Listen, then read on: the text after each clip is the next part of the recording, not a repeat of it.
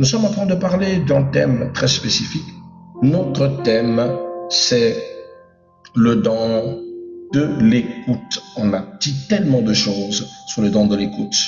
Hier et avant-hier, nous avons dit que c'était un pouvoir, c'était un don, une capacité surnaturelle que Dieu nous donnait afin de comprendre son langage.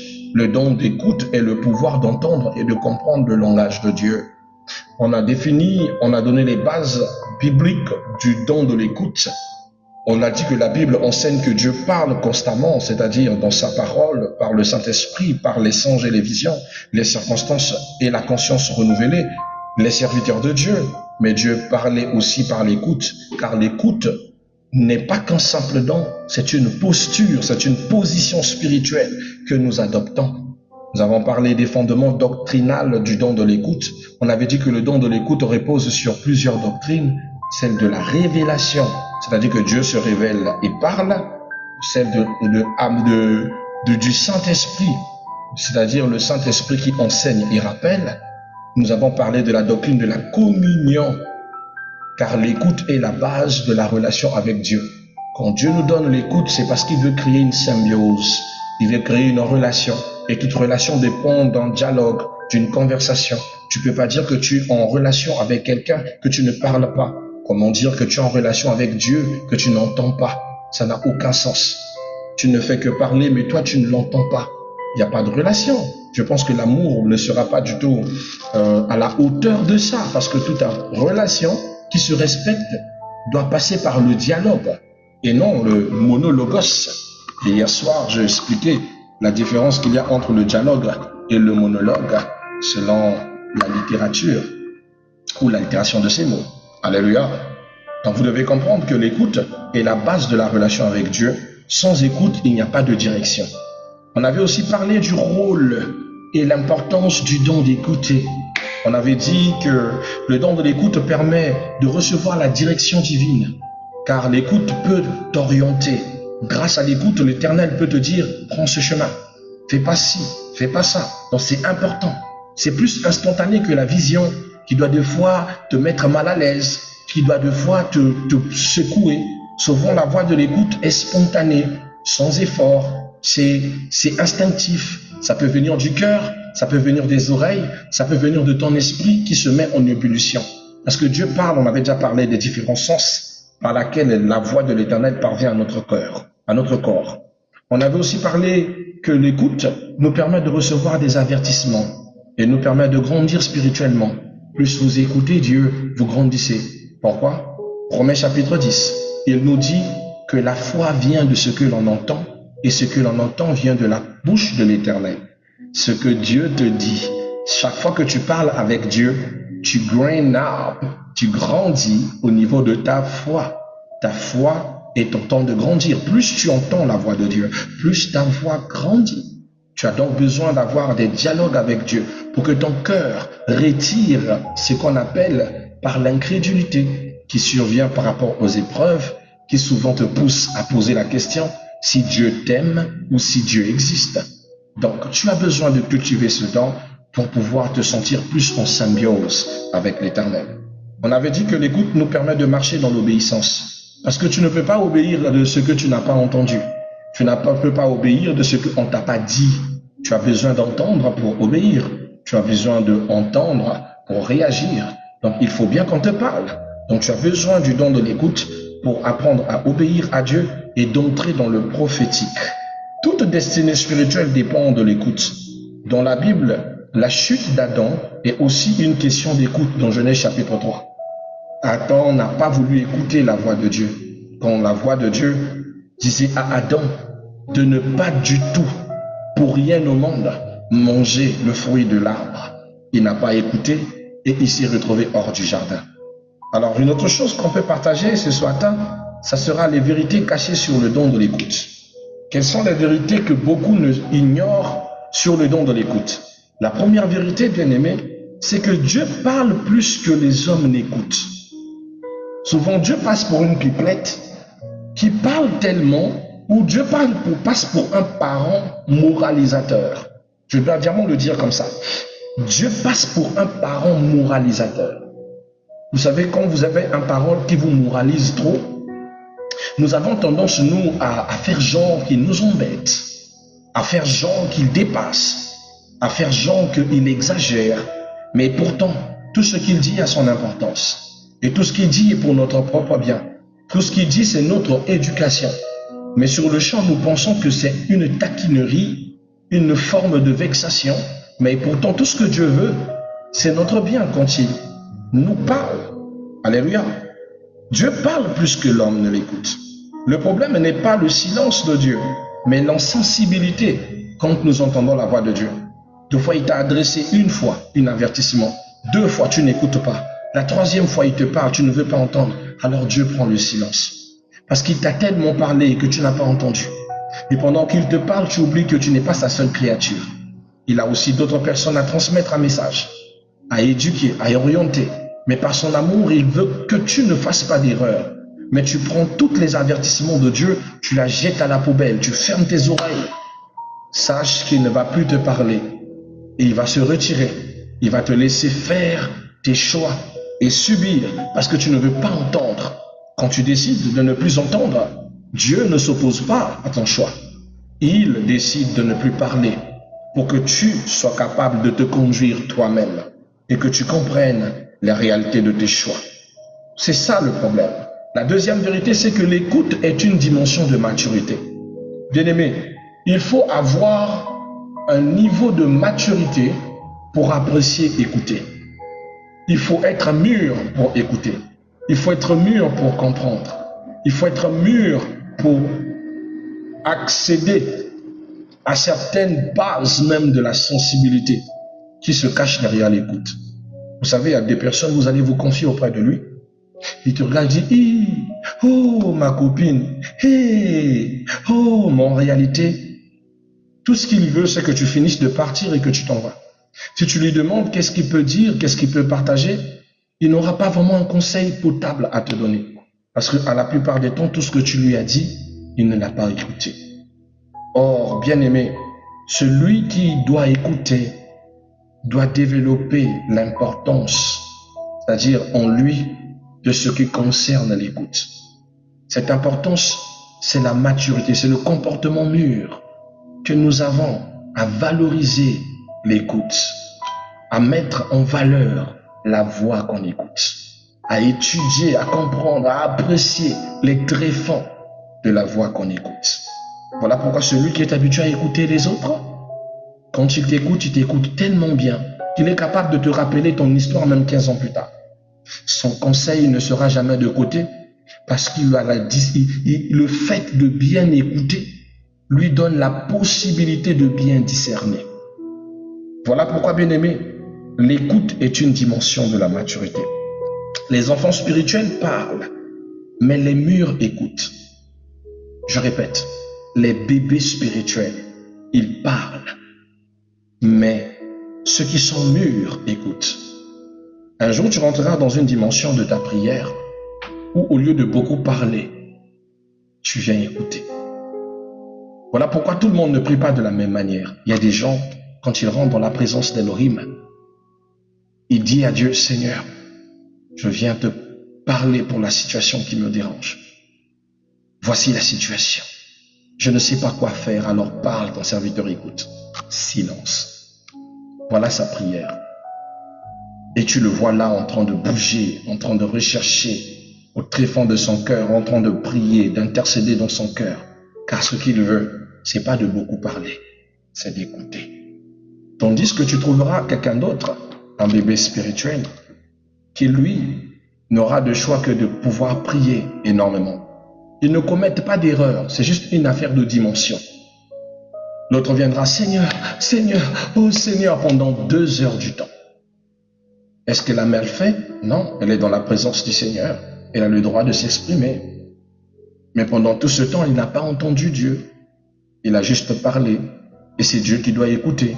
Mais quand c'est l'heure de répondre, on n'a pas le temps, alors on coupe la prière. Ah, enfin, j'ai tout dit à Dieu, mais tu n'as pas entendu ce que Dieu a bien te dire. La prière est un dialogue, pas un monologue. La prière, il y a toi qui parles, il y a aussi toi qui dois écouter.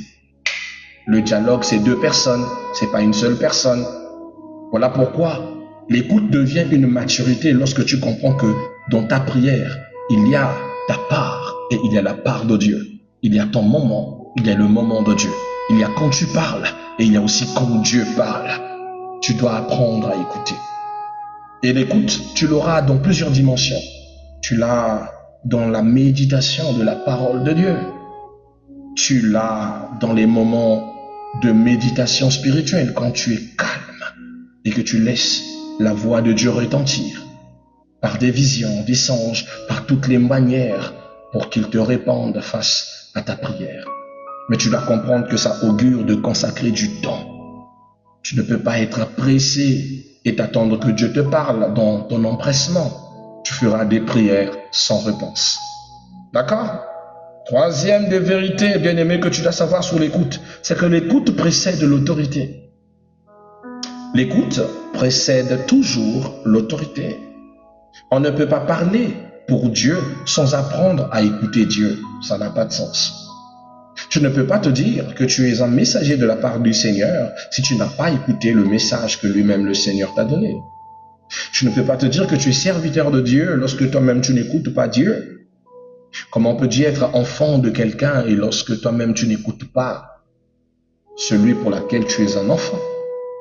Comment peux-tu être un enfant de Dieu et ne pas écouter Dieu? Vous ne voyez pas qu'il y a quelque chose qui ne va pas dans cet acronyme? Ça passe pas. Si vous êtes son enfant, vous êtes censé l'écouter. Si vous avez un enfant, aimeriez-vous que votre enfant ne vous entende pas? Que votre enfant ne vous écoute pas? Vous serez blessé, lésé du comportement de votre enfant. Vous le trouverez indigne, pas digne d'être votre enfant, du tout, du tout.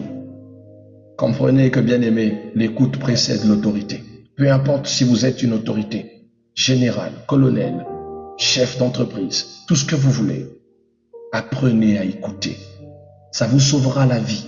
Ça vous évitera des compromis, des choses, des plans de la dévastation. Ça vous évitera même des meurtres. Un jour, j'ai croisé un homme politique. Le Seigneur me dit, rapproche-toi de lui. Nous étions dans une supérette et je me suis rapproché de lui. J'ai dit, Seigneur, que dois-je dire? Il me dit, dis-lui qu'il est en danger. Dis-lui s'il est sage, ce soir même, il ne dormira pas à sa résidence personnelle. Qu'il aille dormir à l'hôtel. Je lui ai dit, bonjour, monsieur. Le Seigneur m'a dit de vous dire, ce soir même, ne dormez pas dans votre résidence personnelle. Allez-y dormir à l'hôtel. Il me dit pourquoi? Un danger guette. Des gens, des assaillants viendront vous faire du mal. Je me suis tourné pour partir. Et cet homme a compris que ce message était important. Parce que je me suis rapproché, je n'ai rien demandé. Je n'ai même pas cherché des détails. Je me suis retourné après avoir donné mon message. Il m'a rattrapé. Il m'a dit, peux-tu prier pour moi? J'ai prié pour lui. Il a pris mon numéro de téléphone, mais je n'ai pas pris le sien. Et je suis parti. Le soir même, il voulait rentrer chez lui à la maison, il se rappelait de ce message. Alors il est allé dans la chambre d'hôtel et il a appelé sa femme et ses enfants de quitter la maison.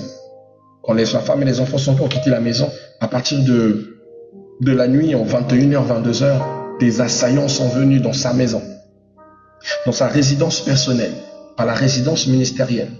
Ils sont venus faire un saccage et ils ne l'ont pas trouvé. Mais malheureusement, bien aimé, ils ont abattu des gardes qui étaient là et le vigile a été touché. Gloire à Dieu que celui-ci n'était pas du tout domicilié là. Il a obéi, il a entendu la voix de Dieu. Il pouvait être l'autorité qu'il voulait, mais la voix de Dieu, il ne l'a pas du tout refusée. Et ça, c'est un acte de maturité. Et ça, c'est ce qu'un enfant fait, peu importe sa position sociale. Il m'a appelé, il m'a dit, l'apôtre, tout ce que vous m'avez dit s'est accompli. Les gens, les assaillants sont venus. Mais ils viennent d'où? Je lui ai dit, c'est un conflit politique. Mais maintenant, dès aujourd'hui, vous n'avez plus de résidence personnelle. Vous allez trouver une résidence où vous allez loger, mais personne ne doit savoir que vous avez une résidence spéciale. Tout doit être méconnu. Vous devez en avoir même 5 si vous voulez. Par le monde dans ce pays doit savoir que deux fois vous dormez en Combo, deux fois vous dormez en Combé, deux fois vous êtes à Mungali, deux fois vous êtes je ne sais où. Et c'est comme ça qu'il a pris cette discipline qui fait qu'aujourd'hui, jusqu'à aujourd'hui, il est encore ministre d'État et il a frôlé, il a raté ce plan de massacre. J'ai envie de vous dire ceci. Écouter va sauver votre vie. Écouter est indéniable. Voilà pourquoi développez plus votre oreille, parce qu'elle vous apprendra beaucoup de ce qui se passe à l'extérieur, que de développer votre sourdité qui vous pousse à vous focaliser sur les besoins de votre cœur au lieu de vous focaliser sur la voix de Dieu. Ça va vous détruire, ça va vous anéantir. Alléluia. C'est très important. Vous savez, bien aimés, tous les prophètes sont d'abord des auditeurs. Aucun prophète d'abord visionnaire. Aucun prophète ne s'assoit d'abord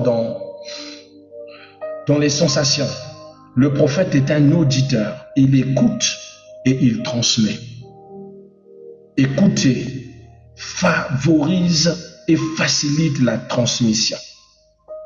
Apprenez, appréciez à écouter. Ça vous fera grandir. Mon 6e point de ce matin, c'est les dimensions mystiques ou spirituelles de l'écoute. Vous devez savoir que dans la dimension mystique, écouter devient perception intérieure. C'est une perception intérieure dans la dimension mystique. Dieu parle par impression spirituelle. Il existe le langage de paix, conviction, feu intérieur. Le silence devient un lieu de révélation. Vous savez, Élie entend Dieu dans un murmure. Au lieu de l'entendre dans le bruit, il l'entend dans un vent. Dans le livre de 1 Roi, chapitre 19. Dieu parle souvent, bien aimé, dans le calme. Dans le mystique de l'écoute, l'homme ne l'écoute pas qu'avec ses oreilles. L'homme peut l'écouter avec ses yeux.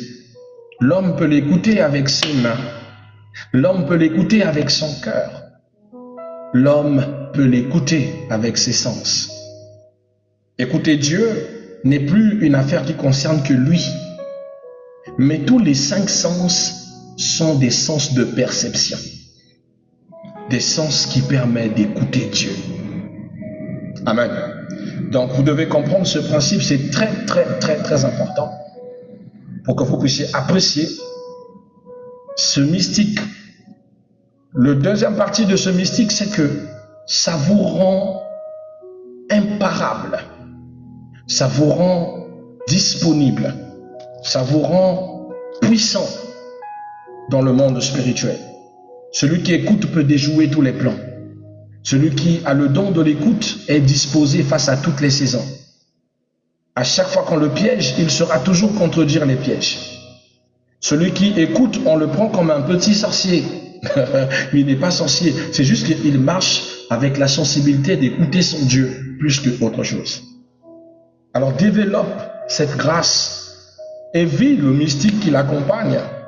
C'est une chose que tu ne peux pas mettre de côté. Amen.